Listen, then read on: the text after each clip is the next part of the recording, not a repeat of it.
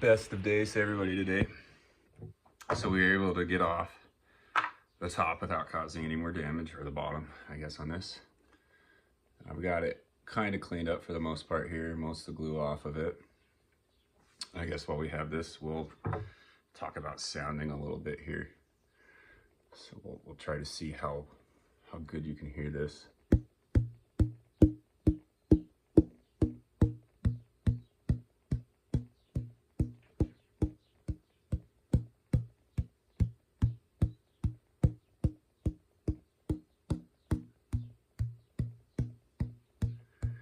And when you go about doing that, you're looking for the same tone throughout the whole thing.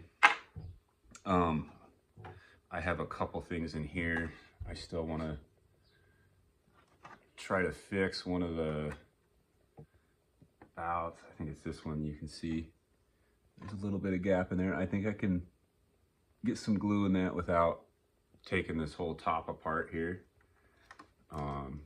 This is going to need some repair work, and I was able to get a fair amount of the glue off on this here. I'm going to take a sandpaper and a light chisel and clean up under that so I don't get into this and having to keep taking this thing apart. I'm just going for a simple repair on this here.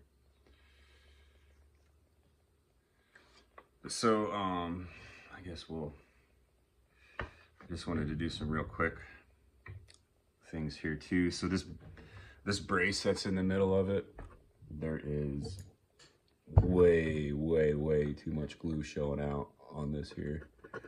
And you can see that. You want to take that, and it's also too thick in my opinion, to where there needs to be some more taken off of the side. They just kind of like pretty much threw it up there square.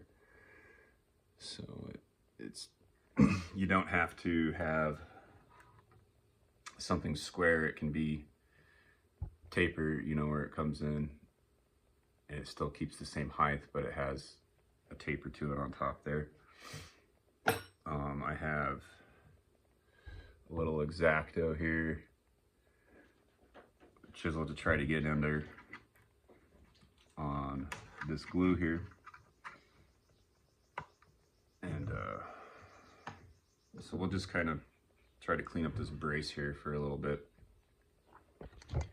And you can get an idea of the chisel work.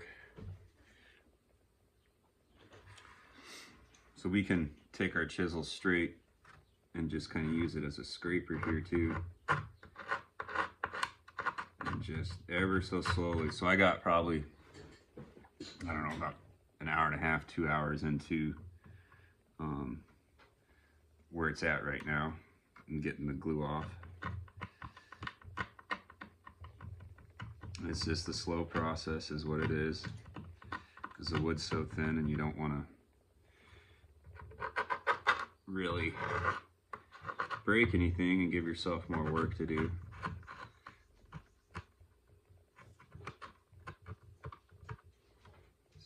Maybe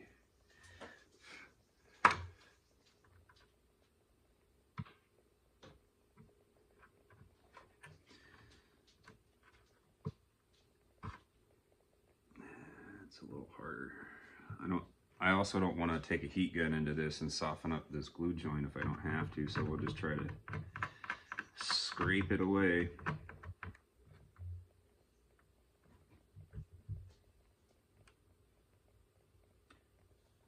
Best we can without causing more damage. We want as minimal type of glue, like all this glue you see here. That's like way no kind of stuff. You don't want that. That takes away from the sound of it. The less glue you have, the better. You just want enough glue to cover that surface of the joint. Whatever you're gluing together. And these sidewalls are just like absolutely really thin on this too. We're looking at probably like, this isn't in millimeters, but this is extremely thin. it's got to be around 1/2 of a millimeter thick, the sidewalls on this instrument.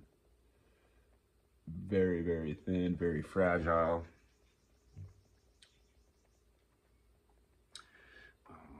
Yeah, so we'll get back into some chiseling here so you can just kind of get an idea for the pressure and the speed on this.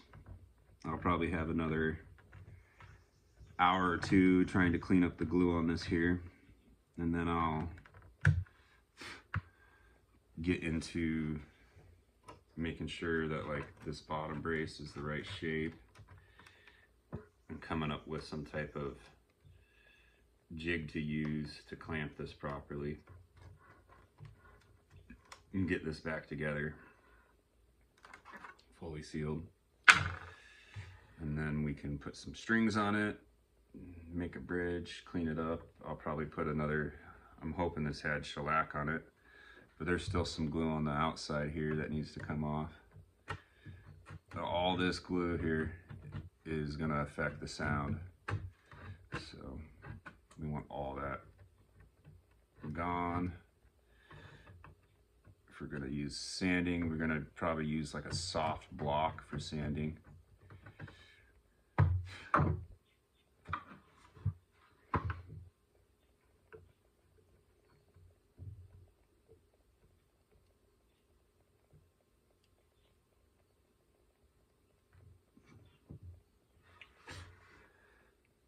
Just ever so lightly, like just a slivet, you know, or smidge, whatever.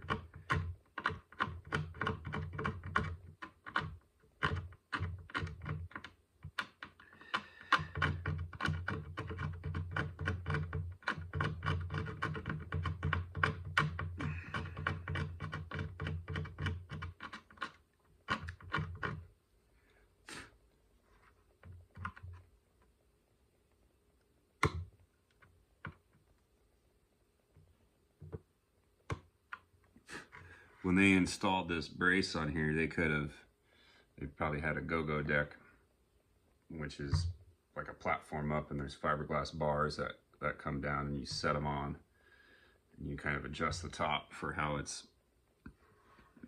the amount of pressure that you put on it. And you can still come in with like a cleaning stick or like a paper towel that's a little bit wet and get a lot of this off. It doesn't take much time. But what this does is it's like a dampening effect on your instrument when you have a lot of glue like this, and it adds up. Also the squareness of something, or like just a pocket, you know, where sound is a vibration, like light, like everything else. And it reverberates, and the instrument's design is for that. That's why you have these angles or curves, you know, in the middle here, so that how the instrument pretty much works is all the vibration is off top here, okay, on the strings, and it vibrates into it, and on the bass here from the concave design, it'll push that vibration then out of the sound holes towards wherever, kind of thing, and it just amplifies it is what it does, or give it more depth or whatnot on it. So that's probably good enough for now. You'd seen a little bit of chiseling, and we know it's possible to take this apart and do it. And then I'll get the rest of this probably cleaned up today. And for stuff like this here, what we're gonna do is, I have a block over there. Give me 1 second.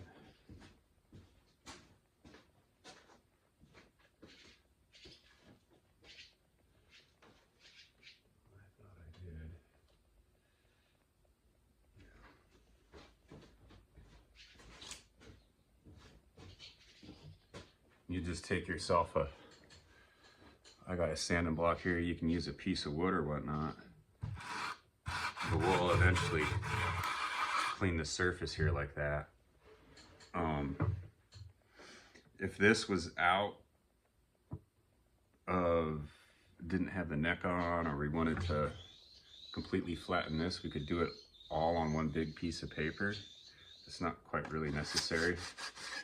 You can do it in sections and count your strokes like you were with the chisel when you're sharpening, so you know that you have an even amount of sanding done on there. And the same thing with the sounding on it. If I want to take off, because I might take off a little bit in the center here, because you can hear how it's deader than the, whoops.